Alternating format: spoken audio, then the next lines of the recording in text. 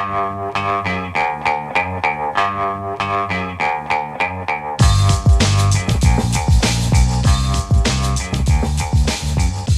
there on WNYC. And yes, now we continue our election series, 30 issues in 30 days. It's day 20 and issue 20. Are free buses the best bang for our transportation buck? Free buses, as you probably know, are a pillar of Democratic mayoral frontrunner Zohran Mamdani's transportation plan.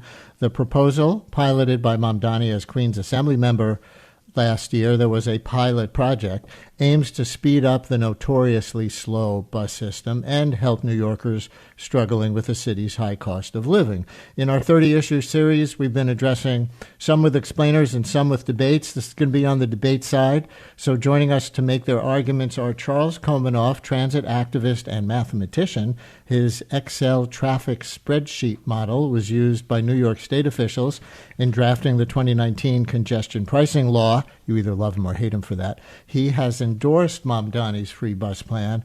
And Eric Goldwyn, assistant professor and program director at NYU's Marron Institute of Urban Management. His article in the journal Vital City is more skeptical. It asks, are there other ways to achieve Zohran Mamdani's campaign promise to make transit more affordable? Charles and Eric, thanks for coming on WNYC today and engaging. Hi there. Hey, Brian. Hello, thank you.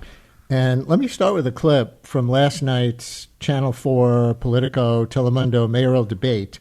Since this is Mamdani's core proposal, let's start with what Mamdani had to say when asked about free buses on the debate stage last night. 30 seconds. We will make buses free by replacing the revenue that the MTA currently gets from buses. This is revenue that's around $700 million or so. That's less money than Andrew Cuomo gave to Elon Musk in $959 million in tax credits when he was the governor. And the reason that we will do so is that making buses free doesn't just provide economic relief, but also public safety. Because what we've seen is that it decreases assaults on bus drivers by 38.9%. New Yorkers deserve more than the slowest buses in the country. I know that because I was on the M57 not too long ago, and its average speed is 4.9 miles an hour. We're at time, though, but So he's making cases about decreasing crime, as well as increasing speeds, as well as affordability. We're going to play a clip of Cuomo in a second and a clip of Sliwa. But Charles Komanoff, you're the pro-free buses person here. Why do you buy all that? Well, Brian, I first want to say I would reframe your question. Free buses are not necessarily the best buy for our transportation bucks, but they are a very good buy. The cost benefit works out quite beautifully. And the reason is that free buses will be faster for two reasons. One, passengers getting on the bus aren't going to have to fumble with tapping their card or their payment mechanism. And second, passengers will be able to get on the rear bus if they see that that's the faster way to go than everybody bunching up at the front. And I've quantified that in my modeling. Free buses, I estimate, will lead system-wide to a speed gain of about 12 or 13% for New York City buses. That's huge. That will make a big difference to bus passengers, especially considering that many of them are low income. They're disproportionately low income. Many of them are working two jobs. Time savings are dearly important for them, as they are for every New Yorker. That's a great benefit, and that's the biggest reason that I support Mamdani's free and fast buses campaign plank. Eric, want to start weighing in with some skepticism about that? Well, I don't know that I would say I'm skeptical. I actually quite admire Charles. And if I woke up tomorrow and the buses were free, I would continue to live in New York. But what I will say is I think focusing on speed gains is the right priority. I think there are other ways to get there without getting rid of the fare. And the other thing that I would add is I think the cost of $700 million that the candidate put out there is quite low. When I looked at the numbers from 2019, and I get that's not where we are currently. You know, fare revenue was about $1.4 billion in 2025 dollars. So that cost is actually quite a bit more, and it's an annual cost, right? Every year we have to come up with that.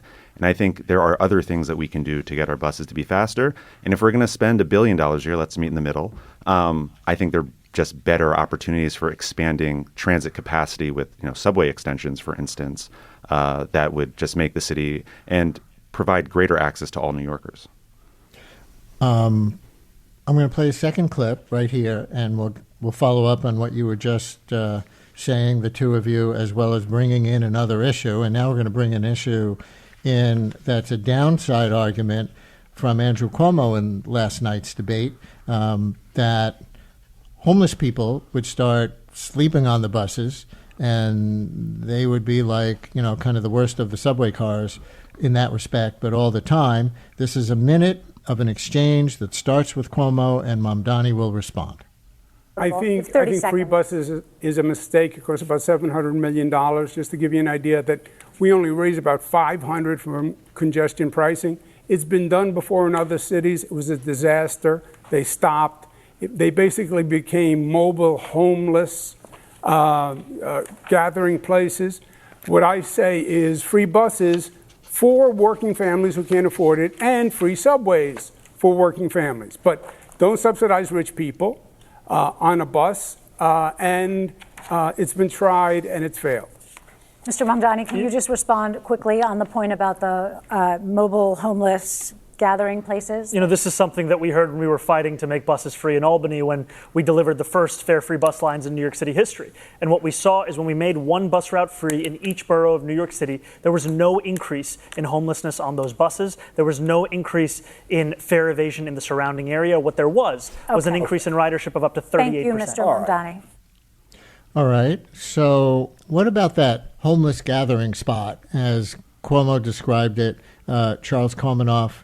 Do you think that's a red herring? He says it happened in other cities. It's a total red herring for New York City, because any unhoused person looking for a place to sleep is going to choose the subway rather than the bus. The bus is just like too uncomfortable a place to be able to sleep. And the fact, when you consider that right now 45% of all rides on New York City buses are unpaid by passengers, well, why don't we see unhoused people now using the buses? That wouldn't change if we made them free for everybody. So, anything that Andrew Cuomo says about transit has to be taken with a whole salt shaker's worth of salt. This is a person who never uses public transportation.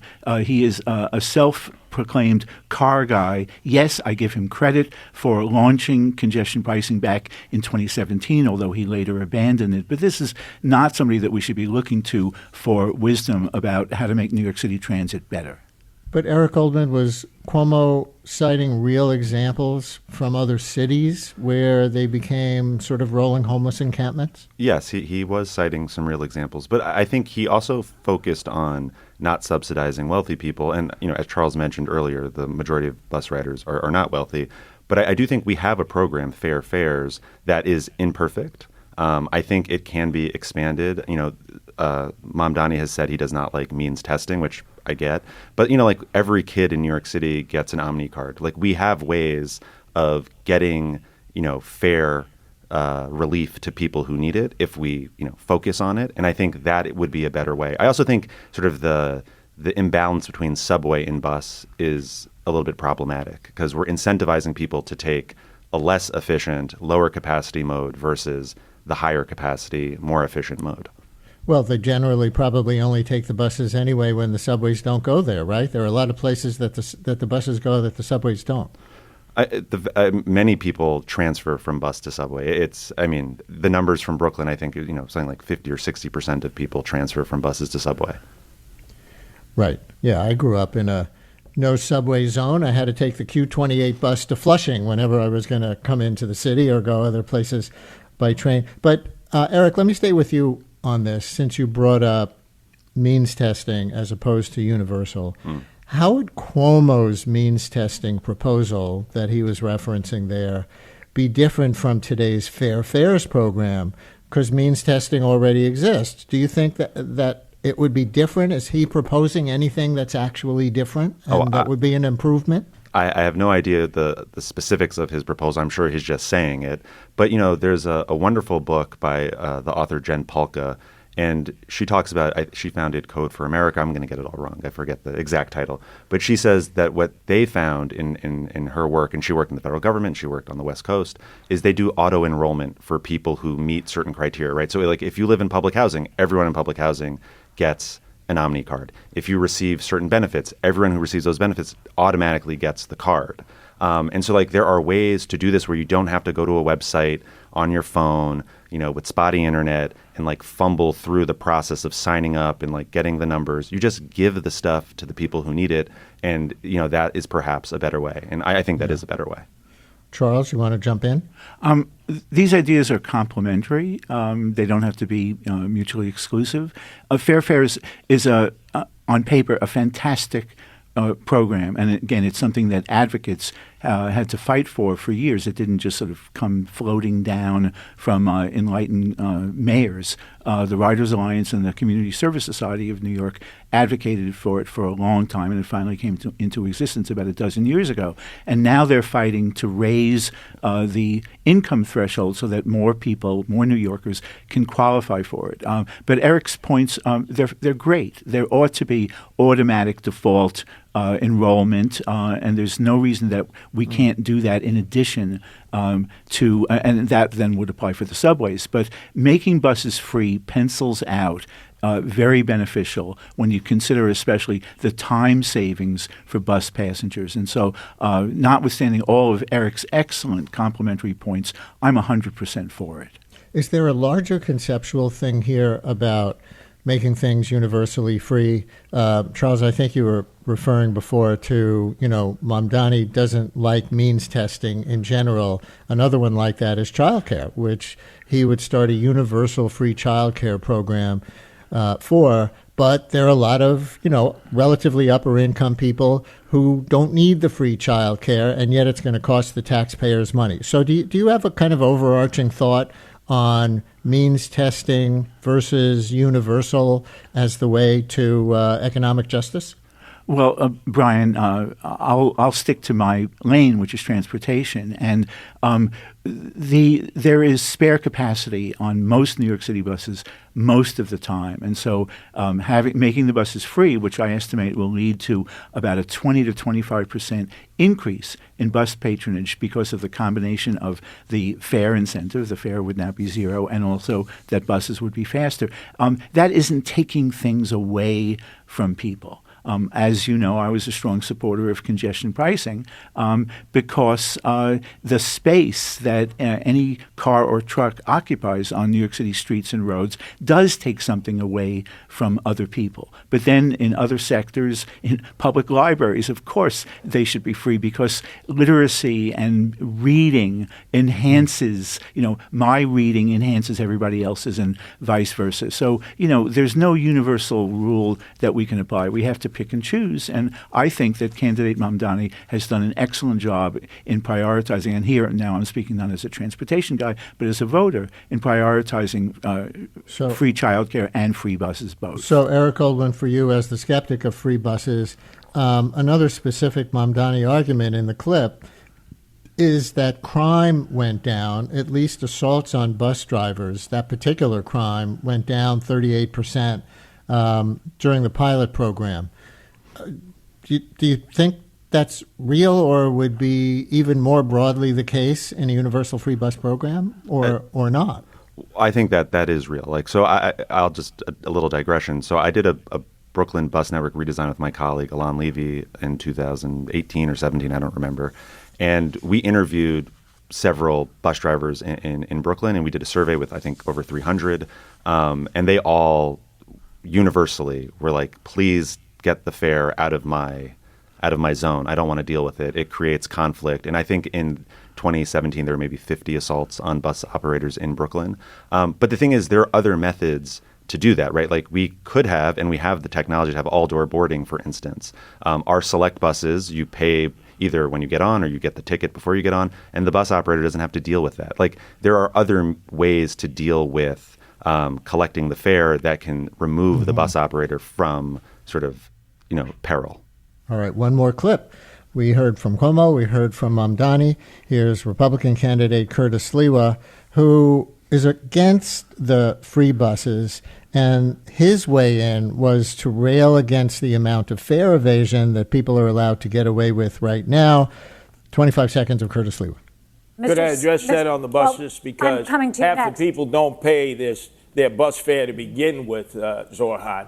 And so it's Zohran. It's a complete disaster. If you have free bus fare, and the Citizens Budget Commission said just last year, 2024, $1 billion of fare evasion in all different forms. This MTA system will collapse. There's not enough money out there to make up for fare evasion.